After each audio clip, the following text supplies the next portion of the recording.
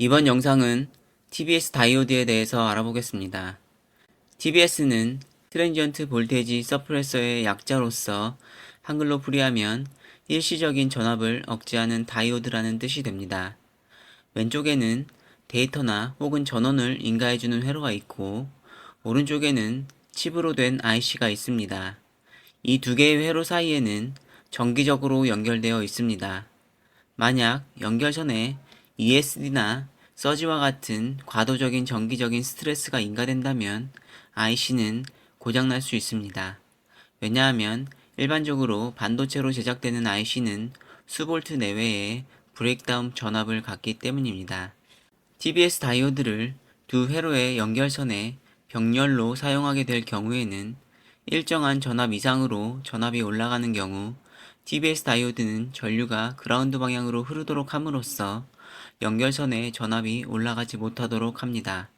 따라서 높은 전압이 IC에 인가되지 않도록 해서 IC를 보호하는 역할을 합니다. 쉽게 이야기하면 TBS 다이오드는 과도한 전압으로부터 IC를 보호하는 소자라고 할 수 있습니다. 그런데 IC를 보호하기 위한 동작에도 조건이 있습니다. 만약 연결선에 0V와 5V 전압을 사용하는 신호가 사용된다면 TBS 다이오드는 이 전압에 대해서는 아주 높은 임피던스를 갖도록 하여 마치 없는 회로처럼 동작해서 신호를 방해하지 않아야 할 것이고, 반면에 그 이외의 전압에 대해서는 아주 낮은 임피던스로 동작하여 그라운드로 전류가 잘 흐르도록 해야 할 것입니다. 이러한 두 가지 동작 조건을 만족하는 소자가 TBS 다이오드입니다. 단방향 TBS 다이오드의 이상적인 전류 전압 특성을 확인해 보겠습니다.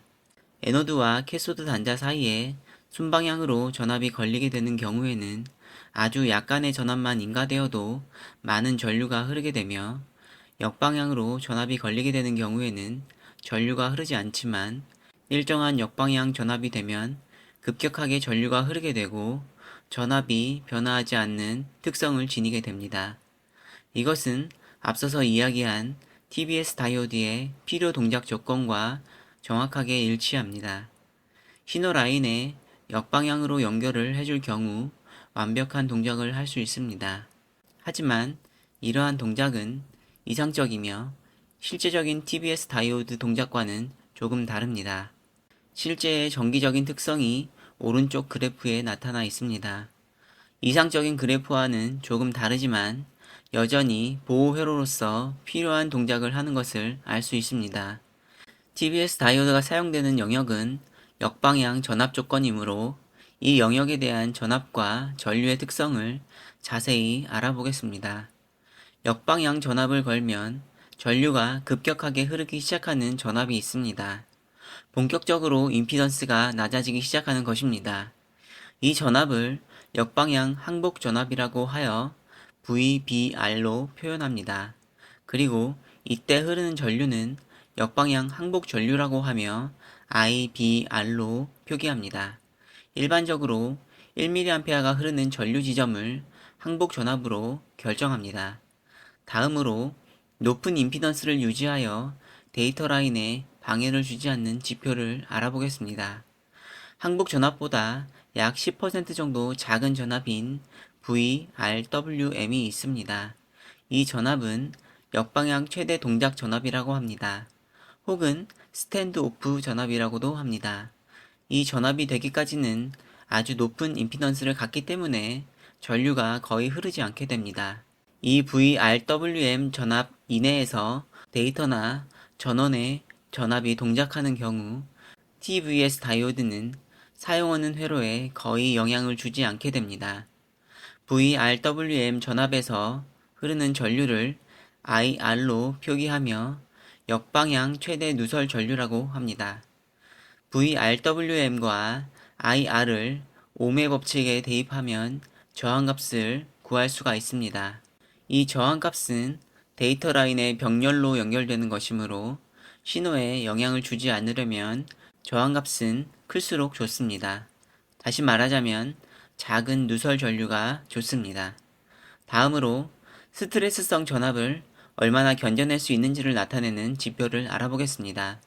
역방향으로 펄스 전류를 인가해서 소자가 죽지 않고 최대로 흐를 수 있는 전류를 IPP라고 합니다. 피크 펄스 전류의 약자입니다. 전류 펄스는 8마이크로세컨의 상승 시간과 20마이크로세컨 동안 유지되는 파형을 사용합니다. 여기에서 펄스 전류는 ESD나 서지를 가정하여 테스트하는 것입니다. 피크 펄스 전류인 조건에서 다이오드 양단에 걸리는 전압을 VC라고 표기하며 이것은 최대 클램핑 전압의 약자입니다. TVS 다이오드가 VC 전압 이상으로 올라가지 못하게 막는다는 의미가 됩니다.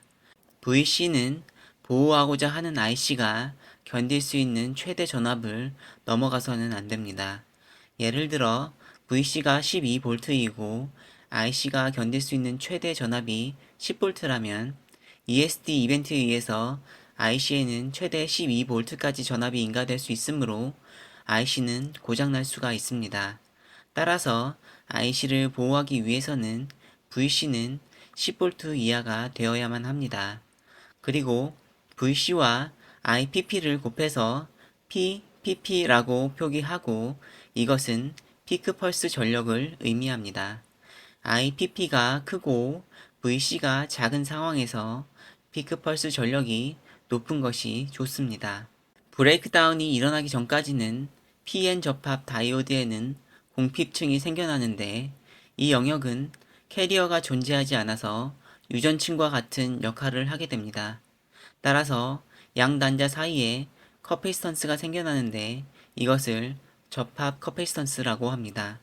그리고 다이오드 소자를 패키징하는 과정에서도 불가피하게 기생 커패시턴스가 생겨나게 됩니다. 이러한 총 커패시턴스를 CT로 표기합니다. 마지막 용어인 동적 저항에 대해서 알아보겠습니다. VBR 이상의 역전압이 걸리면 급격하게 전류가 흐르게 되는데 이것은 전압과 전류의 비율인 저항으로 생각할 수 있습니다. 전류의 기울기가 가파를수록 작은 저항을 의미하며 이것은 TVS 다이오드가 이상적인 특성에 가깝다고 말할 수 있습니다. 동적 저항 특성은 VBR과 VC 그리고 IBR과 IPP를 이용하여 계산할 수 있습니다. 용어를 정리해 보겠습니다. 과도한 정기적인 스트레스가 일어나지 않는 동작 영역에서는 역방향 최대 동작 전압, 누설 전류, 커패시턴스에 대한 지표가 있습니다. TVS 다이오드의 임피던스가 급격하게 낮아지기 시작하는 시점은 전류가 1mA 흐르기 시작하는 지점으로 결정하며 이때의 전압과 전류는 각각 항복 전압과 역방향 항복 전류로 규정합니다. IC를 보호하는 영역을 나타내는 지표로는 얼마나 많은 전류를 그라운드로 바이패스 시킬 수 있는지를 나타내는 IPP와 그때 다이오드 양단에 걸리는 클램핑 전압인 VC가 있습니다. 보호 회로로서의 능력을 나타내는 전력과 저항 특성도 있습니다.